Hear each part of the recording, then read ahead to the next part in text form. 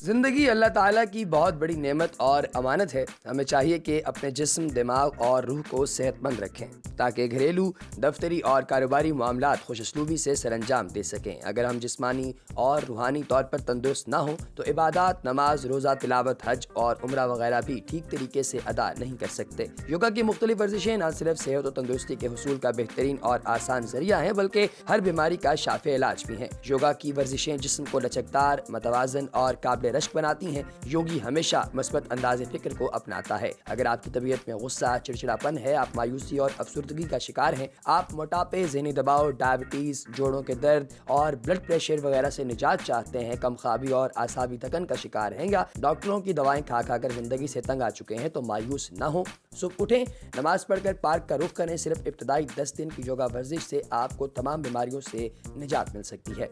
योगा की तमाम वर्जिशें उम्र, मौसम, आलात वर्जिश और वक्त की कैद से आज़ाद हैं। 8 से 80 बरस तक के अफराद किसी भी वक्त खाली पेट ये वर्जिशें किसी माहिर की ज़ेर निगरानी कर सकते हैं। योगा वर्जिशों को जिस्मानी तंदुरुस्ती और नफ्स पर काबू पाने के लिए इस्तेमाल किया जाता है। अमरीकी तंजीम सर्टिफाइड योगा की टीचर आयशा छापड़ा के बकौल अपने जिस्म को एक गाड़ी की तरह चलाने के लिए योगा की ज़रूरत है। इसके ज़रिए हम खुद को बीमारियों से पाक कर सकते हैं। योगा में लंबे लंबे सांस लेने का अमल। योगा नाक के ज़रिए लंबे और गहरे सांस लेने का अमल है। जब हम लंबे सांस लेते हैं तो तवानाई हमारी रगों और पट्ठों में दौड़ने लगती है।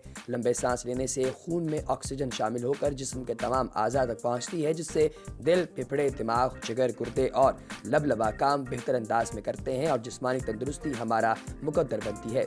हम रोज़ाना लातादाद मरतबा सांस लेते हैं। सांसों का तसलसल ज़िंदगी की अलामत है। लंबे सांसों के अमल से फेफड़ों के सिकुड़ने और फैलने से कुव्वत व तवानाई में इजाफा होता है। खून में ऑक्सीजन की सतह मतवाज़न रहती है। खून साफ होकर तेज़ी से एड़ी तक पहुंचता है, जिससे ब्लड प्रेशर और खून में शक्कर की सतह मामूल पर रहती है।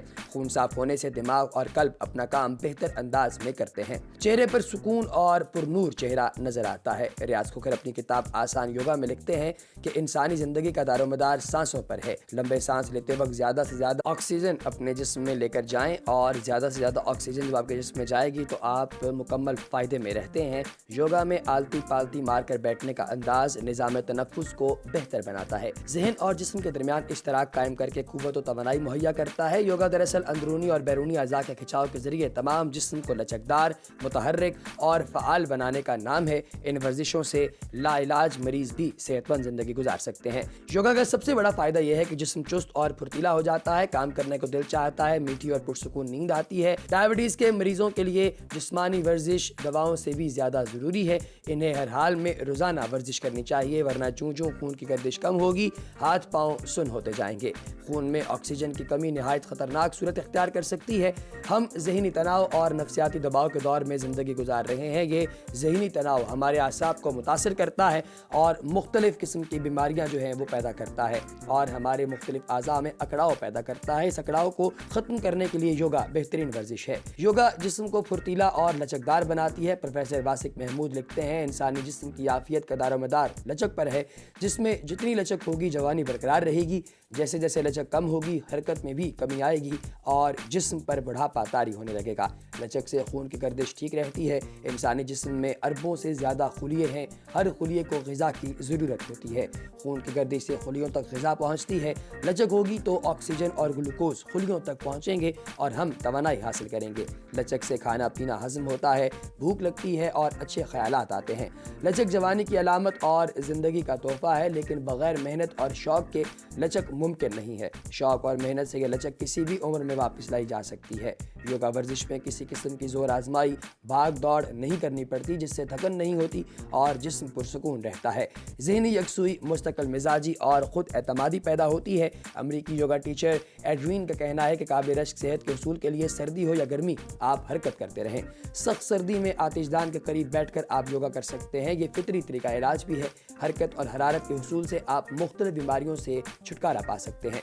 एक तरफ कंप्यूटर, इंटरनेट और मोबाइल फ़ोन के इस्तेमाल ने सुस्ती, काहली, तनासानी और हमेशा नशीनी की जो है वो आदत में इजाफा किया है, जिसकी वजह से कम उम्री में ही डायबिटीज़, ब्लड प्रेशर, कमर का दर्द, कम ख्वाबी और बदहज़मी जैसी बीमारियां आ घेरती हैं। तो दूसरी तरफ मुअल्लिजीन ने शोबा तिब को कारोबार बना दिया है। पहले मुअल्लिजीन सिर्फ नब्ज़ देखकर मर्ज़ की तह तक पहुँच जाते थे। आज जदीद मशीनरियों और जदीद टेस्टों के बावजूद मर्ज़ का सुराग नहीं मिलता।